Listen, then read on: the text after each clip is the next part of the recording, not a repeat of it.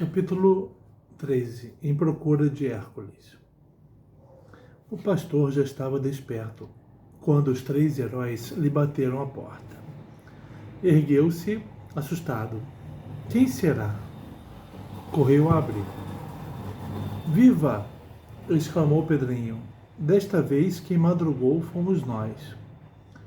O pastorzinho, surpreso, pediu explicações. E ao ouvir a história da subida ao Olimpo, sorriu. Tomou o caso como invenção das crianças. Não quer acreditar? Disse Emília, tirando da maleta o vidrinho de néctar. Olhe para isto, cheire, prove. O pastor olhou, cheirou, provou e ficou na mesma. Parece mel, mas um mel diferente de todos que tenha visto. Mel, o seu nariz. Fique sabendo que é o legítimo néctar dos deuses. Entramos no Olimpo, sim, e vimos tudo. E furtamos esta amostra de néctar e ainda um bom pedaço de ambrosia, que comemos regaladamente. Tal qual curau, uma coisa feita de milho verde que você não conhece porque nem sabe o que é milho. O espanto do pastor continuava. Parecia-lhe absurdo aquilo, mas tinha de ceder diante da prova provada. Um mel como o do vidrinho não era positivamente deste mundo. Só podia ser coisa do mundo dos deuses. Além dessa prova concreta, os 3 heróis apresentavam outras, de ordem descritiva. O que disseram do Olimpo, os detalhes que deram de tudo lá em cima, e, sobretudo, a reprodução da conversa dos deuses a propósito de Hércules. Constituíam fatos surpreendentes, dos que nenhuma criança pode inventar. E o assombro do jovem pastor foi enorme. Será possível? Será possível? Os heróis gozavam o seu espanto. E agora, disse Pedrinho, vamos para a tal terra onde existe o pântano da Hidra. Havemos de assistir de começo a fim ao segundo trabalho de Hércules. O pastorzinho ficou sem saber o que pensar. Parecia-lhe um sonho aquilo. Estava tonto, gago, bobo. Muito bem, disse o menino. Antes de mais nada, temos de remeter uma comunicação à vovó contando o que passou. Visconde, arrume o rádio. O Visconde de Sabugosa, que era realmente um cientista, andou uns tempos lá no Pica-Pau Amarelo estudando o rádio. E tanto lhe dou que conseguiu introduzir nele um melhoramento prodigioso. O rádio que o mundo conhecia limitava-se a transmitir sons de um ponto da Terra a outro, isto é, só atuava no espaço. O Visconde achou pouco. Achou que o rádio devia também transmitir sons do tempo, isto é, de um momento do tempo a outro. E tanto fez, tanto mexeu, que realizou a grande invenção. Construiu um aparelho muito simples, que pegava o som de um dado momento do tempo e o transmitia a outro momento do tempo, ainda que a separação fosse de séculos. De modo que Pedrinho podia, do tempo em que se achava, século XV a.C., expedir mensagens para o século em que se achava Dona Benta, século IV a.C. O aparelho emissor, pequeniníssimo, viera armado dentro da cartola do Visconde. O aparelho receptor ficara numa das cabinas do iate. Então o emissor, com o Visconde, e o receptor no iate. Para chegar ao beija-flor das ondas, a mensagem de Pedrinho teria, portanto, de varar uma camada de 10 séculos de tempo. Vamos, senhor Visconde, disse o menino, prepare depressa o aparelho. O Visconde tirou da cabeça a cartola e colocou-a no chão, de boca para cima. Depois sacou do bolso um rolinho de fios e fez as ligações. O pastor olhava, sem entender coisa nenhuma. Tudo pronto, Pedrinho curvou-se para a cartola e recitou a sua mensagem para Dona Benta, como se estivesse falando ao microfone. Ok, exclamou ao terminar. Rabicó já deve ter apanhado a mensagem e a mandará à vovó por um daqueles basbaques do período. Podemos seguir viagem. Para um heleno daquele período, tudo no mundo eram mistérios e mágicas. De modo que o nosso pastorzinho aceitou aquilo como tal, com a diferença apenas de ser mágica de cuja existência ele nem sequer tinha noção. Emília resolveu tomá-lo à conta. Meu caro, somos num tempo em que as mágicas atingiram o apogeu. Moramos no Pica-Pau Amarelo, a coisa mais mágica que existe no mundo. Tudo lá é mágica. A gente abre uma caixinha, tira um pauzinho cabeçudo e risca, e aparece o fogo. Chamamos a isto a mágica do fósforo. Linda, não? Outra, a gente aperta um botão na parede e em vários pontos da casa surge uma luz 1000 vezes mais forte que a dos candeeiros daqui. Lindíssima, não? Outra, a gente está com a mão suja, esfrega um tal sabão e a sujeira se dissolve. Utilíssima, não? Outra, a gente abre a chave do aquecedor e um jorro de água quente começa a cair na banheira. Deliciosa, não? Outra, a gente pega um pauzinho chamado lápis e escreve no papel. Se saiu errado, a gente pega uma coisa chamada borracha e esfrega, e o erro desaparece. A enumeração das mágicas do Pica-Pau Amarelo deixou o jovem heleno totalmente tonto. Eram, na verdade, prodigiosas e acima de seu entendimento. Esse pica-pau, disse ele, deve ser presidido por algum feiticeiro de espantosa força. A mágica do fósforo, por exemplo, só me parece possível a quem possua faculdades absolutamente extraordinárias. Emília deu uma risada gostosa. Que engano! É a mais fácil de todas. Qualquer pessoa que compre uma caixa de fósforos pode fazer 60 vezes a grande mágica. Cada caixinha tem 60 pauzinhos de cabeça. Mas de onde vem o fogo que aparece? Da cabeça dos pauzinhos. Em vez de pensamentos, os tais pauzinhos têm fogo na cabeça. Fogo recolhido. Mas eles não gostam de cafuné, isto é, não gostam que eles cocem a cabeça. Nós, então, de maus, coçamos-lhe a cabeça. Isto é, esfregamos-las numa lixa cor de chocolate que há nas caixinhas, e o desespero dos pobres fósforos é tamanho que explode no fogo. O pastorzinho ficou a meditar sobre aquilo. E por muito tempo ainda, depois da partida dos 3 heróis, era aquilo que pensava em seus momentos de cisma. Coçam-lhes a cabeça e elas rebentam em fogo. Que maravilha não deve ser! Pedrinho apressou os preparativos. Como a argólida ficasse muito longe, iria recorrer a pitadinhas do velho pó de pirlim-pim-pim, o qual servia para a locomoção no espaço, isto é, de um ponto da Terra a outro. O pó número 2, que haviam aspirado no iate, era para a locomoção no tempo, isto é, de um século a outro. Aceitaram ainda uma vez o leite de ovelha que o pastor lhes ofereceu, menos Emília, que o recusou, dizendo: tenho medo que esse leite brigue cá dentro com a ambrosia. Por fim, despediram-se. Adeus, gentil pastor, disse o menino. Não nos esqueceremos nunca da sua amável hospitalidade. Emília disse: um dia, se houver jeito, mandarei a você uma caixa de fósforos. O Visconde ergueu aos ombros a maleta e com um suspiro lá se foi.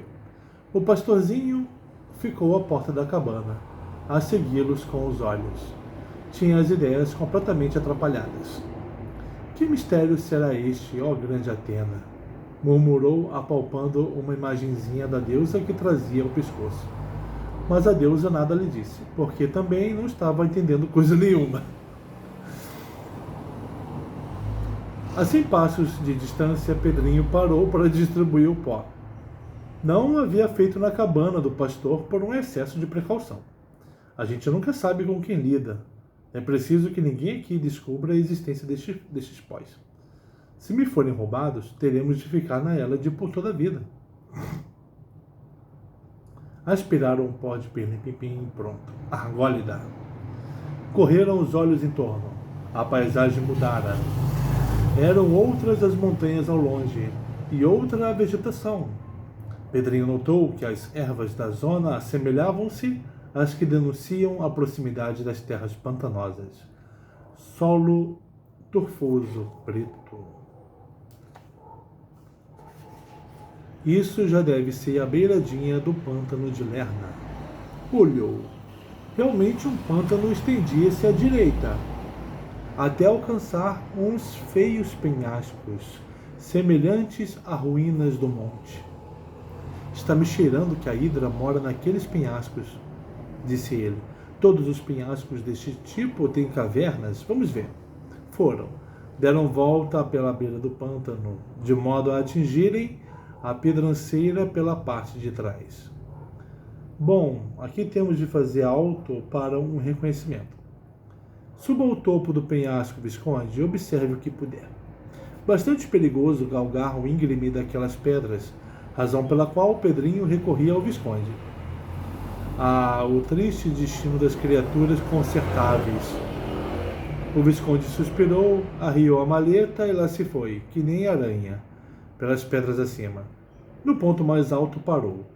Correu os olhos em torno, olhou para baixo, súbito recuou. Tropeçou, perdeu o equilíbrio e veio rolando pela pedranceira abaixo como um corpo morto que cai. Acorda! Gritou Emília, correndo a salvá-lo. Pedrinho também correu e encontrou o Visconde entalado numa touça de espinheiro. Muito lhes custou arrancarem-no de lá, mas arrancaram-no com a cartola amarrotada, uma perna ferida, um espinho espetado na ponta do nariz. Pobre do meu Visconde, ia repetindo Emília, enquanto sacava o espinho. Endireitava-lhe a cartola, alisava-lhe as palhas do pescoço. Que foi que o assustou tanto? O pobre sabuguinho científico mal podia falar. Estava arquejante. Deram-lhe água e uns tapas para avivá-lo. Foi voltando a si até que por fim falou. Ela! Exclamou com os olhos arregalados. Ela quem, bobinho? A hidra. Ao ouvir esta palavra, Pedrinho sentiu um sorvete na espinha. Inquestionavelmente, ele se achava na hora mais crítica de sua vida de aventureiro. A hidra era o mais temeroso monstro ainda aparecido no mundo. E se desconfiasse da presença deles ali, fatalmente os devoraria com a maior facilidade. Apesar de valente, Pedrinho tremeu de medo. Sacudiu o Visconde. Fale! Diga o que viu! Ande! A hidra via lá embaixo, o corpo no pântano, as 7 cabeças de fora. Perto dela, muitos cadáveres humanos. Mas a hidra enxergou você? Creio que não. Parece que está dormindo. Uf! A informação aliviou Pedrinho. Está de papo cheio, refletiu ele. Está digerindo. Isso a deixa sonolenta. E que mais viu? Fale! Viu o pântano, que se estende até longe. Perto da hidra há uma entrada de gruta, com montes de ossos pelo chão. Nada mais vi. Tropecei, desmoronei.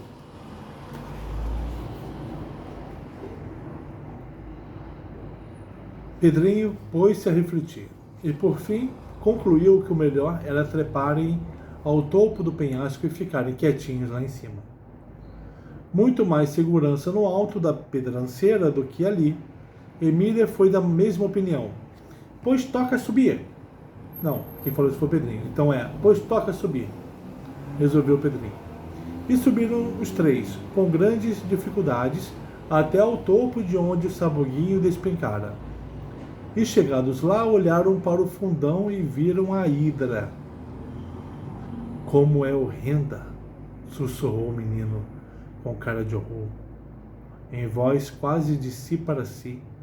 Tal era o medo de que o monstro o ouvisse. Será que Hércules vai vencê-la? Emília contou as cabeças. 2 e 2, 4 e 3, 7. 7 cabeças, sim. Dizem que uma delas é imortal. Para mim, é a terceira à esquerda. A hidra estava cochilando com 6 cabeças. Só uma se conservava alerta, num movimento de vai e vem. Vai para a esquerda, vem para a direita, mas sem nunca erguer os olhos para cima. Creio que acertamos, disse Pedrinho. Ela só olha para os lados. E como era assim, acomodaram-se num desvão da rocha, muitos encolhidinhos, à espera do grande herói exterminador de monstros. De vez em quando, um deles se erguia para sondar os horizontes. Nada, nem sinal de Hércules.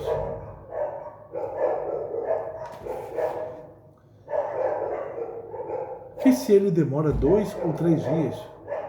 Como nos arranjaremos em matéria de boia?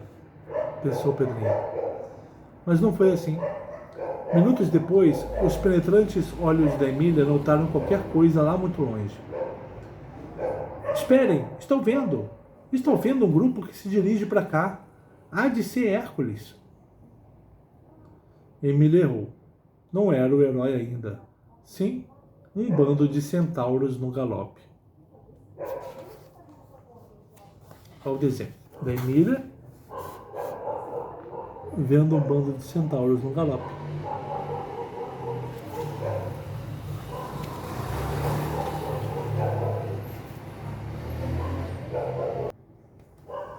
Capítulo 14.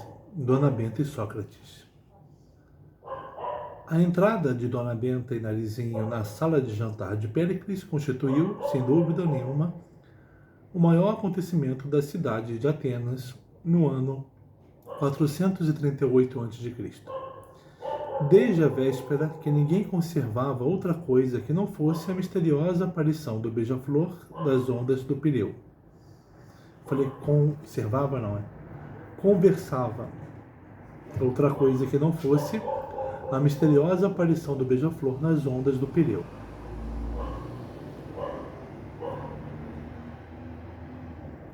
Ou a primeira visita que a velhinha fizera ao estratego.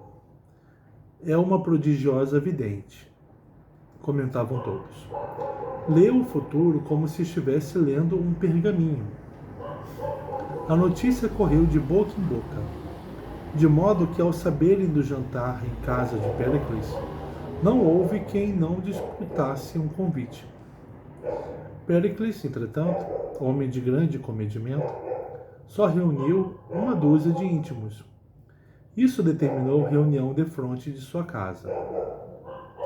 Dezenas de pessoas ali permaneceram durante a festa, espiando disfarçadamente para pescar o que podiam.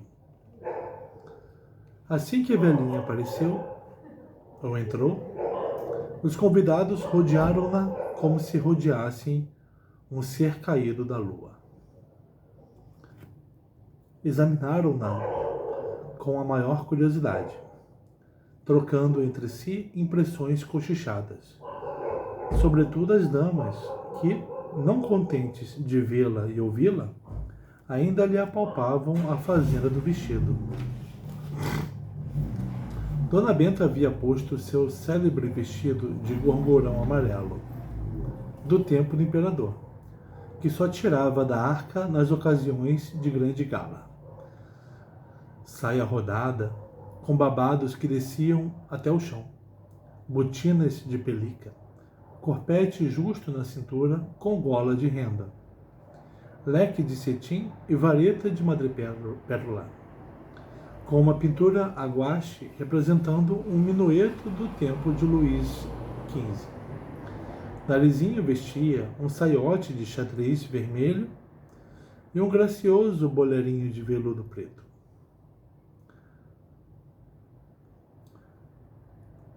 Cabelos amarrados com fita cor-de-rosa, sapatinhos de bico chato, meia de fio da Escócia, uma pulseira de galalite e um colarzinho fantasiado. Tudo muito vulgar e prosaico para os modernos, mas tremendamente novo e sensacional para as damas do século de Péricles. As perguntas de Aspásia e suas companheiras não tinham fim. Sobre o gorgorão amarelo, sobre as botinas de pelica, sobre a gola de renda, sobre um velho broche de camafeu que Dona Benta herdara de sua avó Pulquéria em Serrabodes, bem como sobre as meias de narizinho, o colar de miçanga e a pulseira de galalite. Onde há disto?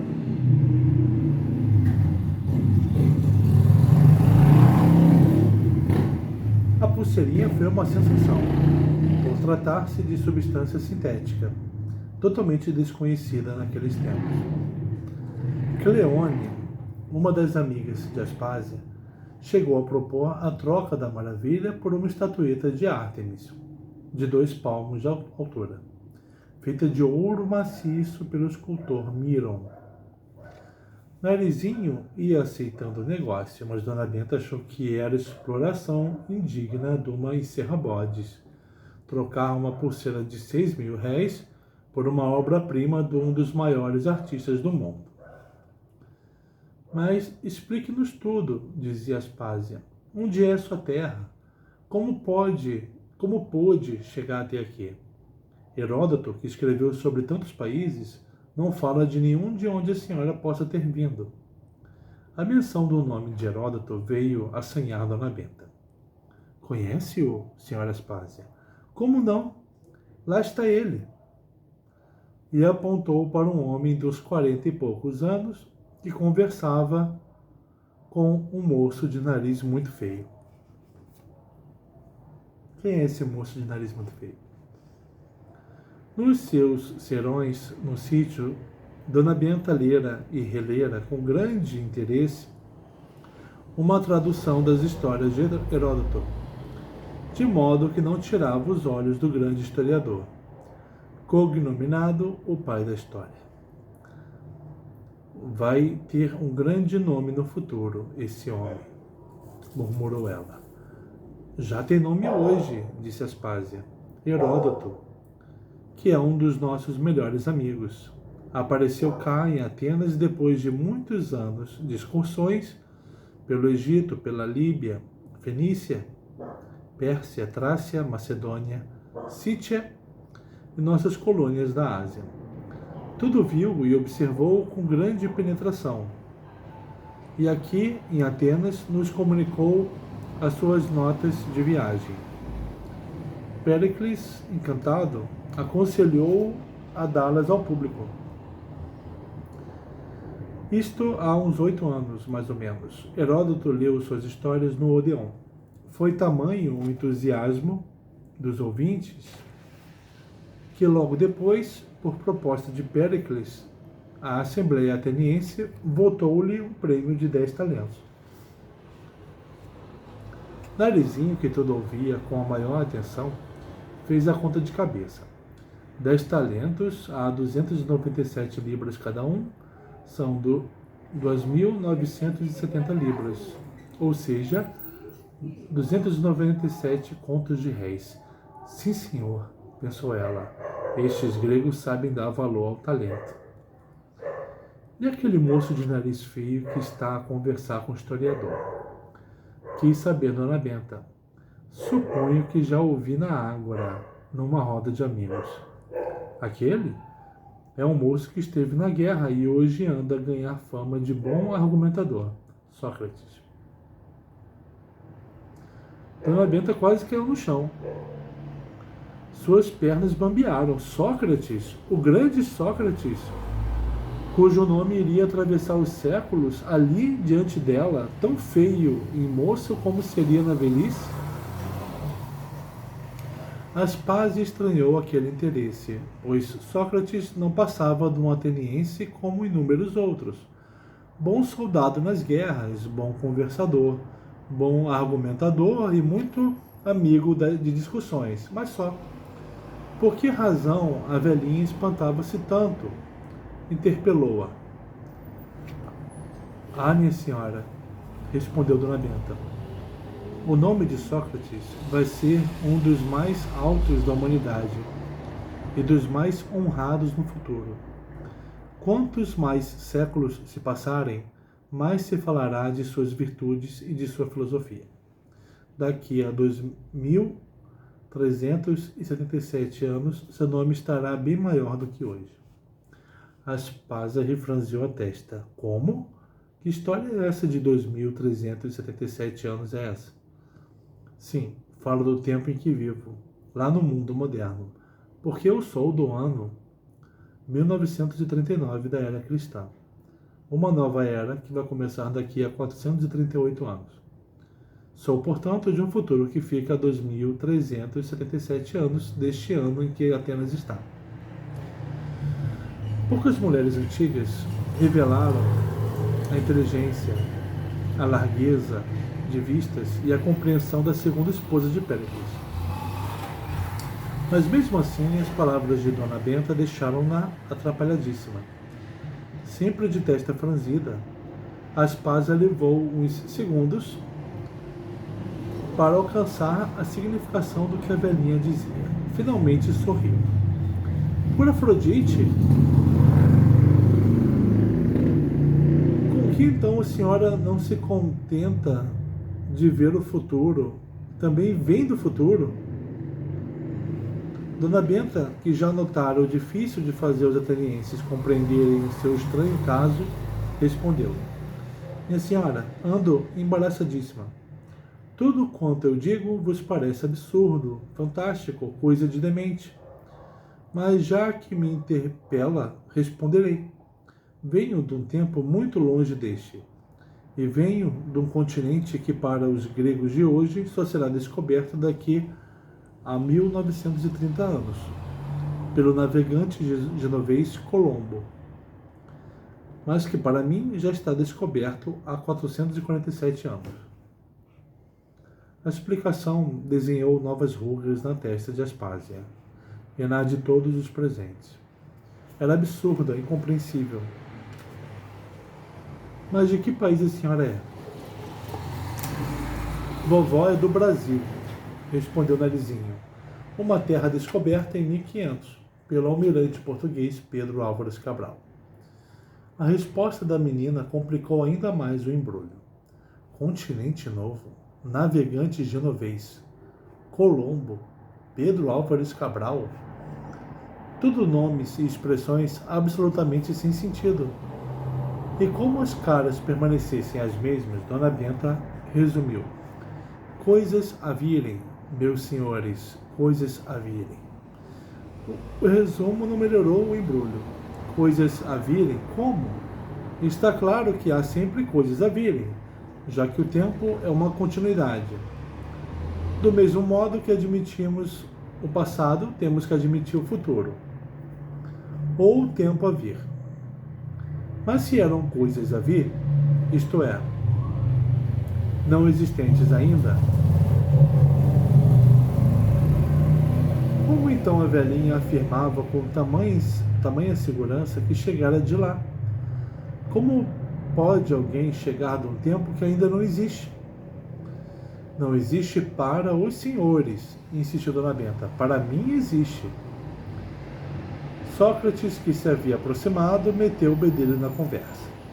Perdão, minha senhora, disse ele, mas o que na realidade chamamos tempo é só o presente. A realidade tempo é essa, o presente. Passado e futuro são representações do nosso espírito. Porque o que passou já passou, e portanto não existe. E o que está para vir ainda não veio, e portanto igualmente não existe. A senhora não pode ter chegado do futuro, isto é, do que ainda não existe. Dona Benta sentiu as pernas moles e a boca seca. Sócrates diante dela, a argumentar com ela, a humilde velhinha do pica-pau amarelo. Que prodígio dos prodígios! Mesmo assim atreviu-se a dizer: Meu senhor, logicamente tudo é assim como vossas palavras dizem. E no entanto, a verdade é bem outra. Porque realmente eu vivo há 2377 anos daqui, no sítio do pica-pau amarelo, e de lá vim, recuando no tempo e no espaço. Aquela afirmativa desnorteou o filósofo de nariz feio. Por mais hábil que fosse na técnica de argumentar, Sócrates compreendeu que era impossível discutir com quem dá respostas como aquela, absurdamente disparatadas, e falou-se e afastou-se a sorrir, voltando para a companhia de Heródoto. Evidentemente, meu amigo, a velhinha está fora do juízo. Diz coisas sem o menor nexo lógico. Foi a primeira impressão de Péricles, disse Heródoto, mas Péricles já mudou de parecer. Acha que a velhinha não é nenhuma tonta e que o caso não pode ser resolvido apenas com a lógica. Anda nisto um grande mistério, meu caro. Sócrates deu de ombros. Tudo pode ser, murmurou. De mim confesso que nada entendo.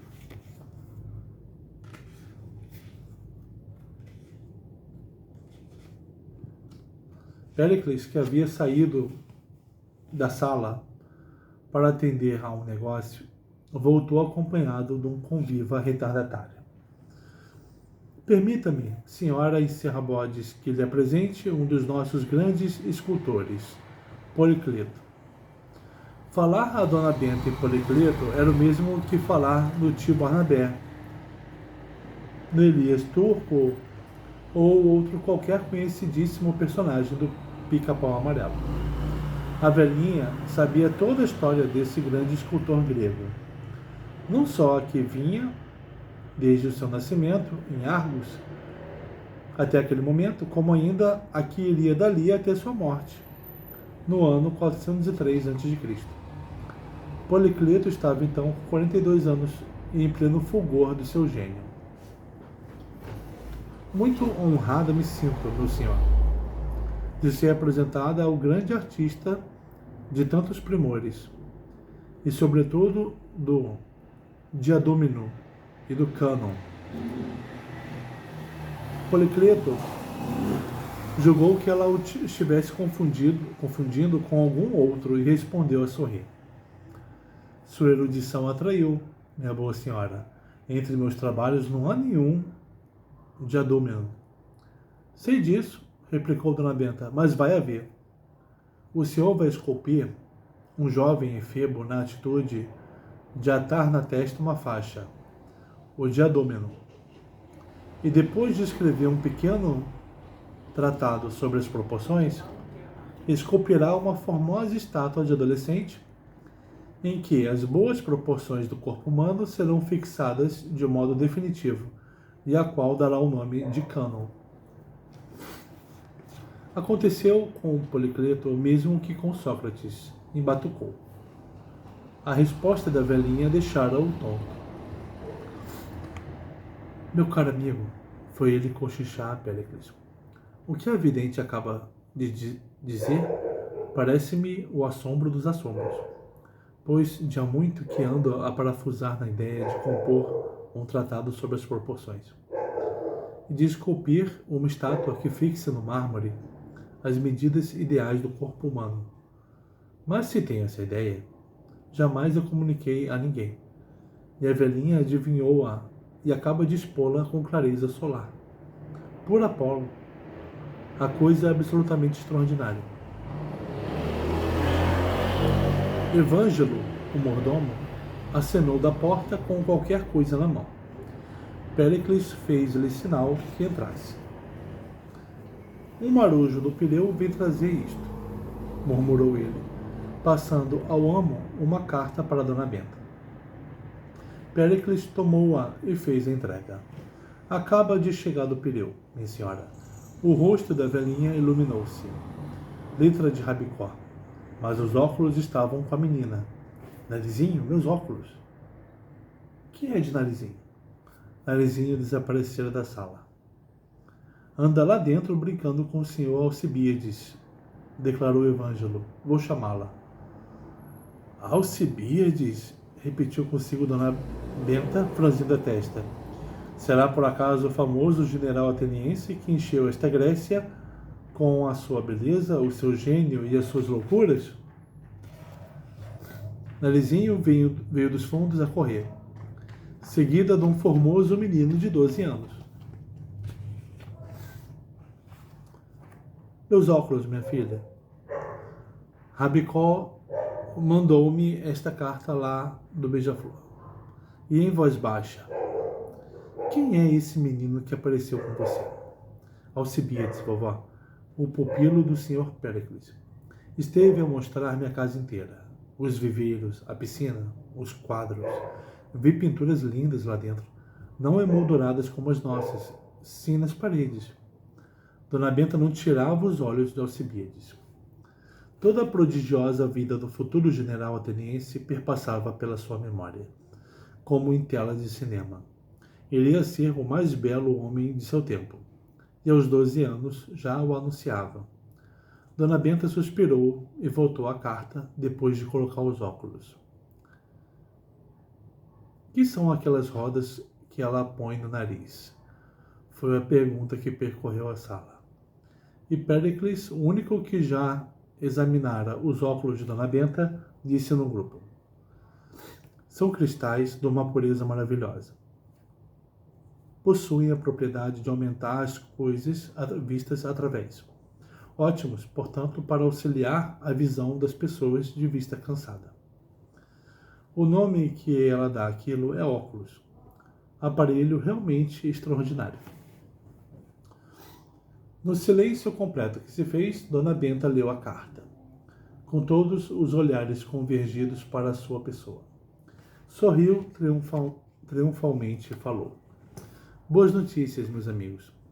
Antes de mais nada, porém, devo dizer que temos lá no iate um aparelho receptor das ondas sabuguianas, irmãs das tais ondas hertzianas, que percorrem o espaço e por meio das quais nós, modernos, transmitimos mensagens, cantos, músicas, etc., de um continente a outro.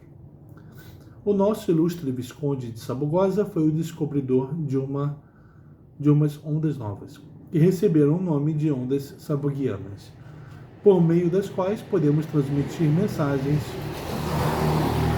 cantos, músicas, etc., de um século a outro. Neste momento, meu neto Pedrinho, a Emília e o Visconde estão mergulhados no século XV a.C., em plena Grécia heróica. E de lá enviaram ao receptor do nosso navio uma mensagem, que o senhor Marquês de Rabicó, lá no iate, apanhou e fixou na cartinha que acaba de vir. A assistência estava de boca aberta, sem perceber coisa nenhuma. Aspasia sentia estranhos arrepiamentos pelo corpo. O cérebro de Sócrates parara de funcionar.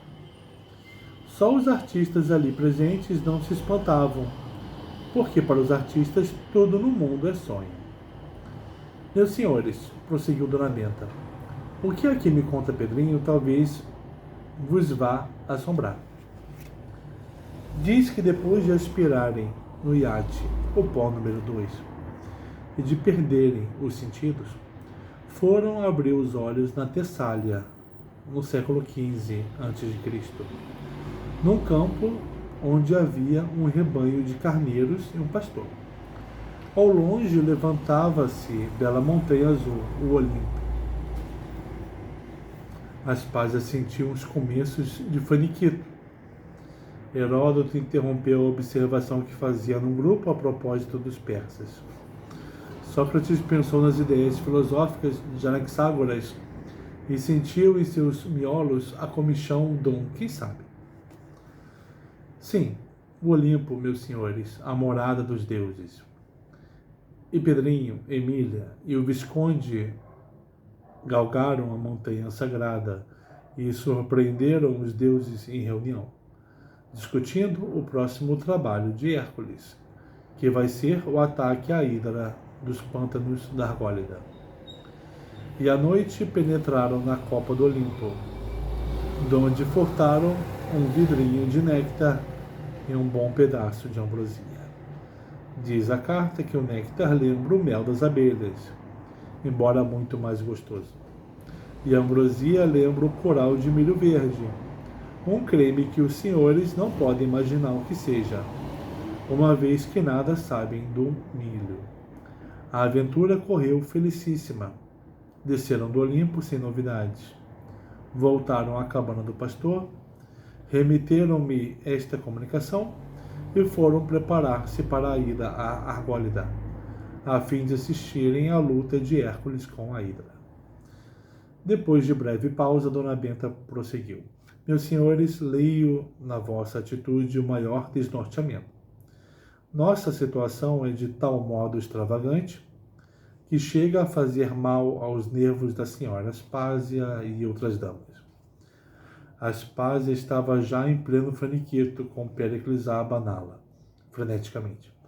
Outras damas preparavam-se para fazer o mesmo. Sim, extravagante, absurda, incompreensível, tanto para mim quanto para todos vós. As teorias do Sr. Sócrates sobre o tempo e a realidade parecem-me destruídas. Onde as separações entre presente, passado e futuro? Todas as paredes caíram. Sou do futuro. Do futuro vim e para o futuro voltarei. Sois de um presente que para mim já é recuadíssimo passado. E meu neto Pedrinho está numa era que é remotíssimo passado para mim e para todos vós. E apesar de tantos séculos nos separarem, eis-nos aqui reunidos. Eu ligada ao meu neto pelas ondas samoguianas. Se os senhores se espantam de ver em Atenas uma velhinha do futuro, também eu me espanto de ver-me a conversar com os seres do passado. Nada mais tenho a dizer, senão que entrego este quebra-cabeça à perspicácia do Sr. Sócrates. Dona Benta tirou os óculos e guardou a carta. O silêncio era tão profundo que todos ouviram o canto de um rouxinol ao longe. Péricles correu a mão pela testa. Estava a suar. Ele que jamais suara nos campos de batalha, e nas terríveis pelejas da Assembleia Ateniense.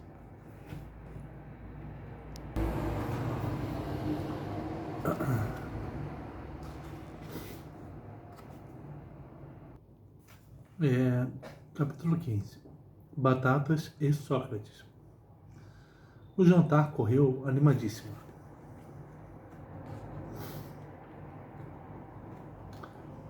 Dona Benta reclinava-se no seu coxinho, colocado entre o da dona da casa e o de Sócrates. Do outro lado da mesa, muito mais baixa que as modernas, reclinava-se Narizinho, entre Fídias à direita e Heródoto à esquerda. Uma coroa de rosas cingia a testa de todos os comensais. A conversa girou sobre vários assuntos e por fim caiu sobre a arte culinária. Pois é, disse Dona Benta, a razão da nossa viagem a estes séculos foi uma razão ao mesmo tempo sentimental e culinária. A procura de tia Anastácia, que é a nossa amiga e nossa cozinheira. E que cozinheira! Como sabe manejar o violino do gostoso e tirar dele 1000 harmonias. O mais simples guisado, um picadinho com batatas, um virado de feijão com torresmos, um vatapá, tudo, enfim, que sai de suas panelas está para o que chamamos comida, como os mármores ali dos senhores Fídias e Policleto estão para as esculturas comuns. Perfeitas obras-primas. E os bolinhos, vovó? Lembrou Emília do outro lado da mesa. Os bolinhos de tia Anastácia já estão famosos no Brasil inteiro. Quantas cartas a senhora não recebe das crianças pedindo a receita dos bolinhos de tia Anastácia?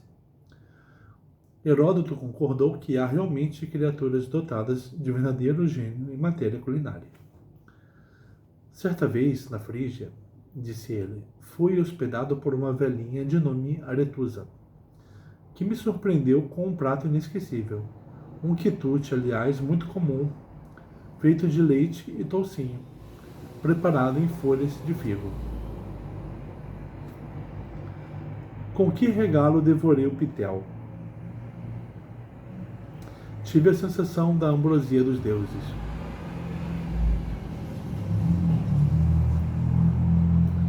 Que tempero, que arte não usou a velhinha para conseguir aquele prato?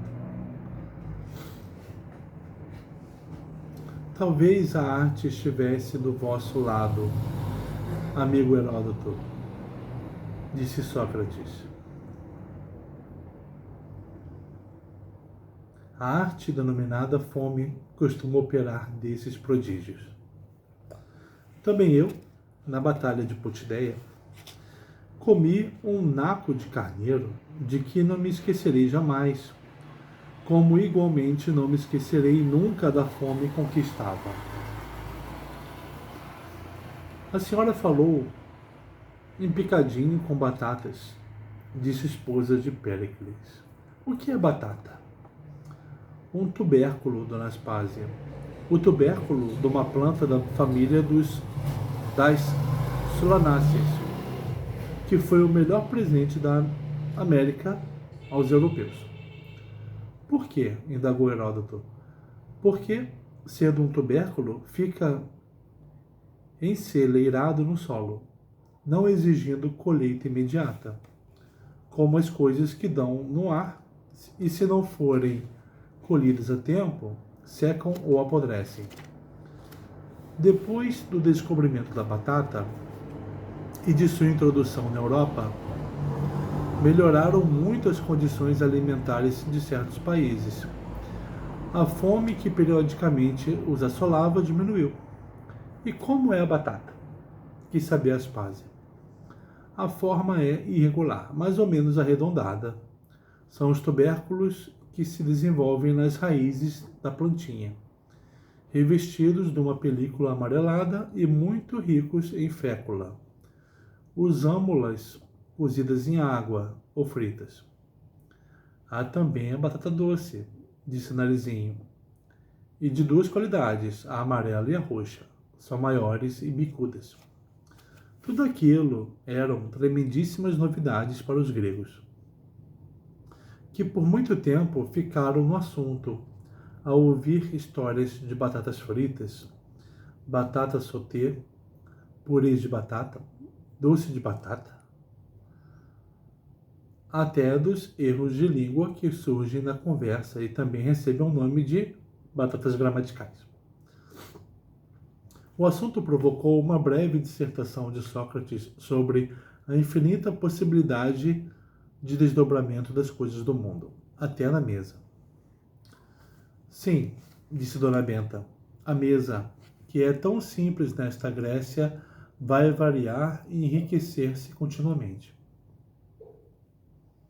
O homem é um animal onívoro, come de tudo, e quanto mais progride, mais inventa comidas novas. Eu considero isso um mal. Quem come de tudo, fatalmente come errado, porque a comida certa há de ser uma só, como o leite para as crianças novas, o mel para as abelhas, os fungos para as formigas saúvas. Fungos para as saúvas, admirou-se Policleto, que não tinha nenhuma noção a respeito do alimento dessas formigas. Sim, respondeu Narizinho. Elas não comem folhas, como quase todos julgam. Apenas picam as folhas e levam-nas para dentro do formigueiro, onde as amontoam de certo jeito para que embolorem. O bolor que nasce nessas folhas é o tal fungo a que vovó se referiu. As saúvas só se alimentam desses funguinhos. Todos se admiraram daquilo. Estou vendo, observou Péricles, que apesar da civilização a que chegamos na Grécia, muita coisa nova há a vir ainda. Se há, exclamou Dona Benta. Há tanta coisa a vir para os senhores, e já vinda para nós do mundo moderno, que se eu fosse contar uma pequena parte, levaria anos e anos aqui. Quanto à maneira de comer, por exemplo, os senhores comem ao modo natural, usando as mãos, Nós, modernos, só usamos as mãos para segurar os talheres. Talheres? Sim, chamamos talheres a uns instrumentos intermediários entre nossas mãos e os petiscos vindos à mesa. Há o garfo, que é uma haste metálica com um cabo e 4 espetinhos, ou dentes.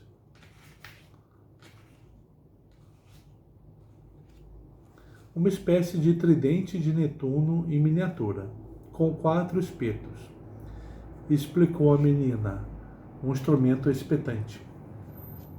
Isso mesmo, um tridentezinho de Netuno. A colher é esse mesmo garfo com um côncavo na ponta, em vez de dentes. Serve para levar à boca os alimentos líquidos, sopas, caldos. Óleo de rícino também, lembrou a menina. Sim, tudo que for líquido, em suma.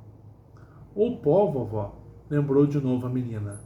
Coisas secas, como a farinha, só com as colheres. Exatamente. A colher serve para as coisas líquidas ou em pó. E a faca, os senhores sabem o que é, um instrumento cortante. Os gregos entreolhavam-se. Admirados, Dona Benta continuou. E muito mais coisas há ainda em nossas mesas. Pequenos suportezinhos em que apoiamos os talheres para que não sujem a toalha. Guardanapos.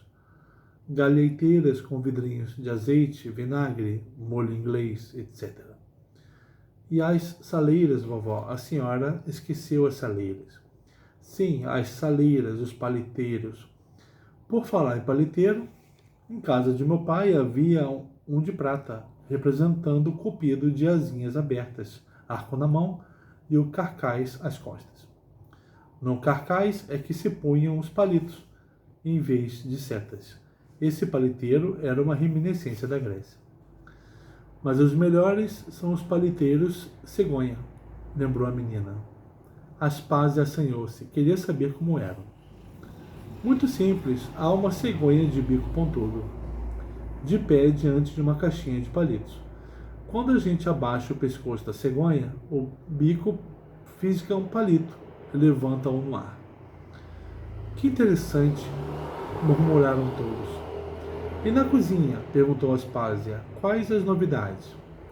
Nem queira saber, minha senhora, disse Dona Benta.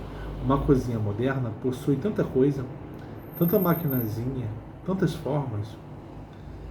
A melhor é a máquina de picar carne, disse a menina. A gente põe a carne numa moeguinha e vira manivela. E a carne sai por uma bica toda picada. Para fazer linguiça é ótimo. Heródoto, que estava com a história do paliteiro do pai de Dona Benta na cabeça, voltou ao assunto. Mas então, no seu tempo, usam da imagem de Eros para um fim utilitarista. A irreverência é grande. Eros é um deus. Essa observação levou a conversa para o campo filosófico. Sim, disse Dona Benta, os deuses gregos no meu tempo só exercem funções utilitárias ou decorativas. Figuram ainda na literatura como imagens poéticas, nada mais. São pitorescas reminiscências do passado. Aquela revelação assustaria os gregos da rua, mas não assustou os presentes, dotados que eram de fino espírito filosófico. Nenhum deles ignorava que os deuses gregos haviam evoluído e que muito naturalmente continuariam a evoluir. Não só evoluíram, disse Dona Benta, como ainda morreram. Os povos modernos só admitem um Deus único. Esta multiplicidade de deuses que noto aqui está destinada a desaparecer. Será possível? Exclamou Aspásia. Zeus também? Sim, Zeus tem o defeito de ser humano demais. E para criaturas como nós, vindas de séculos e séculos no futuro, o que sobretudo espanta é que os gregos de hoje ainda levem a sério essas divindades saídas da imaginação do povo e remodeladas pelos poetas. Péricles chamou o Evângelo e perguntou se não havia gente na rua a escutar. Se o povo de Atenas soubesse daquele diálogo, inevitavelmente denunciaria a velhinha como incursa no crime de impiedade. Sócrates sorria. As palavras da vidente eram a confirmação de suas ideias mais íntimas sobre os deuses.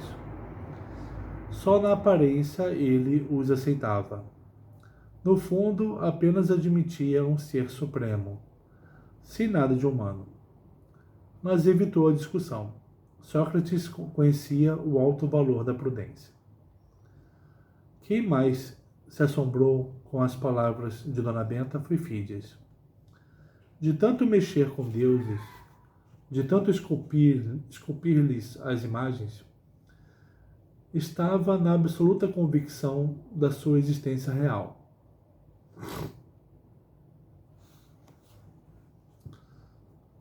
De modo que as ideias da vidente deixaram-no bastante atrapalhado. Foi a partir desse dia que a dúvida começou a entrar na alma do grande escultor. Aquele jantar em casa de Péricles não lembrava nenhum banquete dos chamados orientais, em que o luxo excessivo e a extravagância dos pratos são obrigatórios. Tudo muito simples e discreto. Carneiro assado, e ótimo, merecedor até da aprovação de tia Anastácia. Pão, peixe, queijos de vários tipos, frutas secas e frescas, figos, uvas, mel, leite, ótimos vinhos. Ao terminar, vieram bacias com água para a lavagem das mãos, e todos se levantaram contentes e felizes. Policleto declarou jamais ter ouvido tanta coisa prodigiosa, e Sócrates confessou que recolhera excelente material para a modificação de muitas de suas ideias. Eram 9 horas da noite. Tempo de dispersar. Fídias propôs a Narizinho um passeio no dia seguinte. Quero mostrar a esta menina todas as obras novas que ando a dirigir. Sócrates aconselhou Dona Benta a não perder a oportunidade de conhecer Sófocles. Está ele na cidade? Perguntou a velha.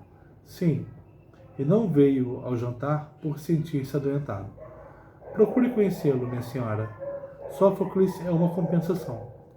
Já que o destino pôs em Atenas um Crátinos e um Eupolis, 2 patifes do teatro, tinha também de pôr, a título de compensação, um Sófocles. É o veneno e o contraveneno. Por que citou Crátinos e Eupolis e deixou Aristófanes de lado? Interpelou Aspásia. Porque Aristófanes tem gênio, respondeu Sócrates, e ao gênio até certas mesquinharias são perdoáveis. Heródoto explicou a Dona Benta vários pontos das suas histórias, que ela lera no sítio e não compreendera muito bem. E ainda perguntou se a tal de Anastácia era egípcia. Não, meu senhor, deve ser originária de uma região africana muito ao sul do Egito, de Angola talvez. Os pretos levados como escravos ao Brasil vinham de terras que os gregos de hoje ainda não conhecem. O pai da história despediu-se de beiço pendurado. Aquilo de terras que os gregos de hoje ainda não conhecem deixaram-o triste. Policleto contou que terminara um mármore representando Hércules em luta com a Hidra de Lerna, e que teria muito gosto em oferecê-lo a Pedrinho, já que Pedrinho era um devoto de Hércules. Dona Benta não achou palavras para agradecer o presente. Depois que todos saíram, Aspásia levou-as ao aposento que lhes havia destinado.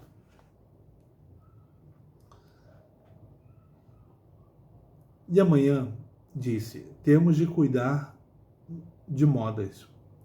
Não convém que a senhora ande pela cidade com esse vestido de que mesmo? Gorão.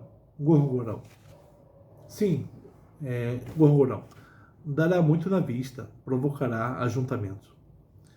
O sábio é nos vestirmos ao modo da terra. Por isso já mandei pôr aqui, em seu quarto, uma túnica minha e um péplo, e também uma tunicazinha para a pequena. Quanto ao penteado, minha camareira virá amanhã penteá-las na moda. Boa noite e bons sonhos. Quando ficaram a sós, Dona Benta sentou-se na cama. Que coisa absurda, minha filha, disse correndo os olhos pelo aposento. Nós duas aqui no século de Péricles, em casa de Péricles, a conversar com Sócrates, Heródoto, Fídias e mais personalidades que para os modernos até parecem mitos. Narizinho estava experimentando a tunicazinha. Vestiu-a. Olhou-se ao espelho de prata. Que tal, vovó, a sua neta grega? Dona Benta contemplou-a com ternura. Um encanto, minha filha. Só receio que nesses trajes você vire a cabeça do Alcibiades. Felizmente ele ainda está nos coeiros. Que homem perigoso vai sair dali? O sono das duas naquela noite não foi calmo, sobretudo para Dona Benta, que não cessara de murmurar consigo mesma. Eu na casa de Péricles, eu conversando com Sócrates, eu ganhando status de Policleto. É demais, é demais. Por fim, cansada de tantas emoções, dormiu e sonhou com a sua redinha lá na varanda do sítio. A Narizinho mostrando o vestidinho lá. Só que a Dona Benta só falou, né? Não ouviu os outros.